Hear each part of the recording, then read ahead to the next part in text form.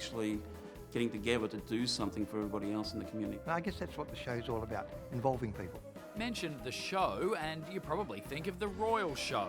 But before Perth's biggest show moved to Claremont in 1905, another suburban show was in full swing in Cannington. In this area they'd have cattle, milk, butter, all the vegetables, fruit and that really was what it was about.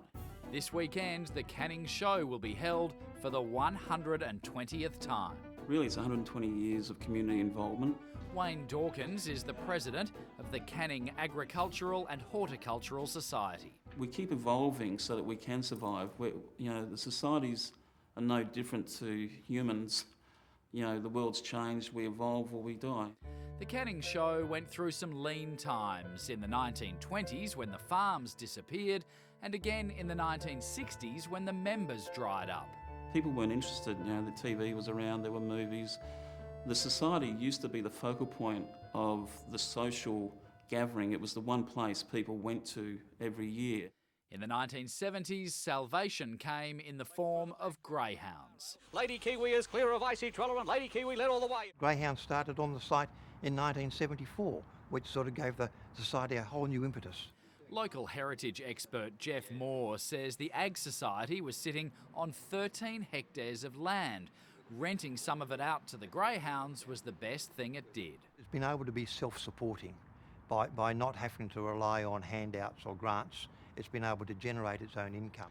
There used to be dozens of agricultural shows, but as Perth became more and more urban, most of them disappeared. These days, including the Royal Show, just 7 remain. I love coming out, I love the excitement and I love the fun that we bring to people.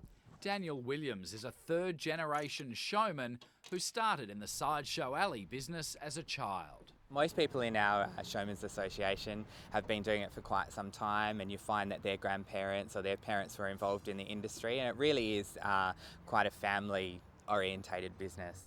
The Ag Society says while the focus now is on entertainment, they want to retain the old charm. We have the bread making, cakes, all the sort of things they've done for over 100 years. We still do that. What we don't have is the cattle and the cow milking competition. Because seriously, we've got nowhere to put them. We're not about running a show for things that people don't do anymore, like making damper. So it's not a bad idea. We could perhaps bring that in. So today, when you enter your bread, we have a category for machine-made bread. While most shows are run by councils, Canning points out it isn't. Quite the opposite, in fact. It's owned by a not-for-profit community organisation that's run by a bunch of volunteers with a couple of paid staff to help out. With a new greyhound track being built next door and Bunnings about to rent some land, Canning Show looks like it'll be around for a lot longer yet.